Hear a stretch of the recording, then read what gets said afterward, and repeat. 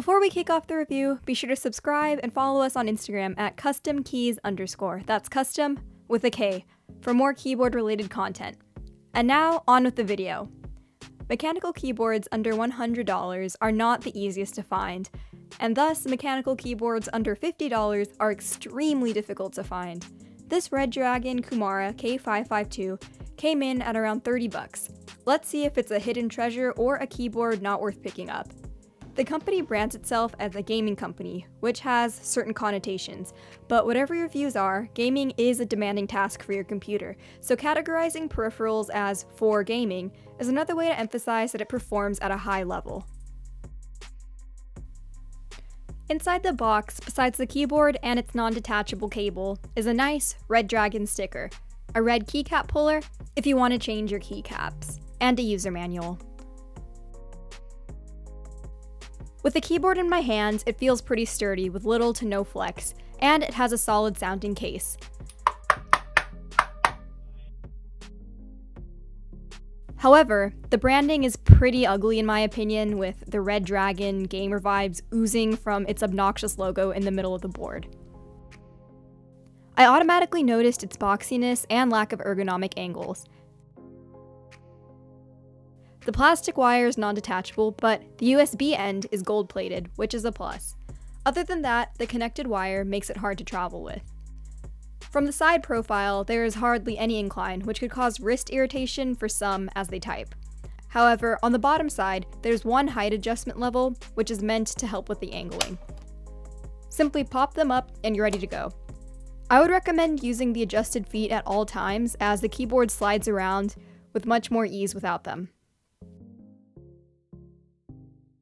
Granted, you probably won't be purposely moving around your keyboard. Regardless, groundedness is still preferred. As you can see here, the incline angle with the legs is still quite minuscule, but it should be okay if you don't require a steep experience to feel comfortable when typing.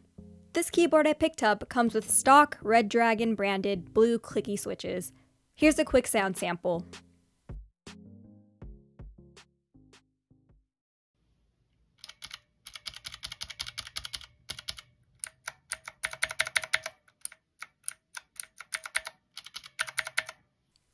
So yeah, not the best in terms of sound, but bear in mind that this keyboard is only $30. The best part of the board is that it allows you to switch out the switches, like any hot swappable keyboard, if you really want to get rid of the atrocious sound of the stock switches, which can make this board worth it in the end. It only supports 2-pin switches as opposed to 5 pins, so if you want to replace the switches with ones that have the 2 extra legs, you can just snip them off and they should pop in with ease.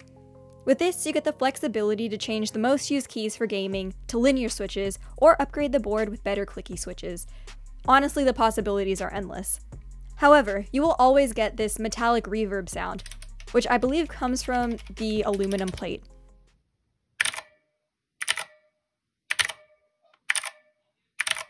It's small, but I still noticed it. Now, with the stock keycaps, there's no denying that they are cheap, which is expected from a $30 keyboard. They are made of very thin ABS plastic, so they will visibly pick up oils as you type. I do like how they're cupped on the top to fit your fingers while typing or gaming, but that shine that you're seeing here will become permanent and get a lot worse with time. You can also hear just how thin and flimsy their material is. But since they're double shot keycaps, the backlight of the PCB shines through quite nicely. I'm not one to particularly like keyboards that scream gamer with the choice of font, so it's no surprise that I'm not too fond of the overall way this keyboard does that. What I do like are the icons included on the function keys, which enhances user experience in my opinion. And I like that there are indicators for things like whether or not caps lock is on. Some small but effective touches. In terms of the lighting, the keyboard that I have comes with red backlight, but there's an option to get the full RGB colored backlight. Here, to change the lighting pattern, hit FN and insert till you find something that you like.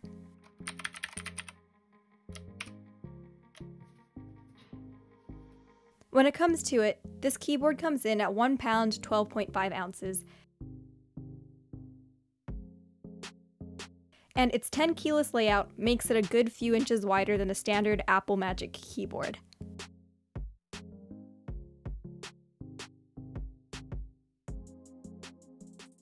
And now for a full sound test.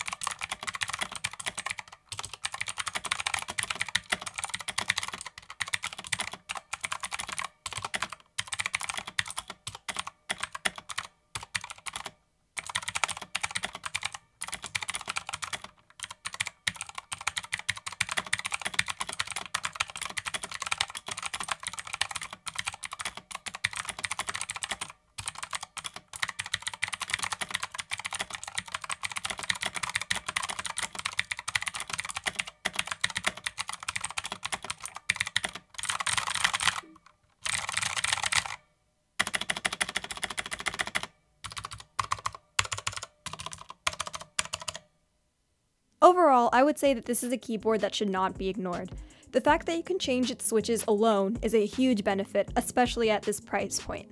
And the fact that it's a standard 10 keyless mechanical keyboard means that you can easily find new keycaps for it if you wish. By itself, however, with no upgrades, I don't know if I would personally want to use it. The attached cable is a little annoying, and I hate the branding and total gamer vibes that it exudes. But I think that that just goes with the company's brand. If you don't care about aesthetics, then I would go for it. It's an affordable mechanical keyboard, which is better performance-wise than any membrane keyboard in my opinion, and it's good for gaming and productivity at the same time, in terms of functionality. Well, that wraps it up for me. Feel free to subscribe for more keyboard-related content.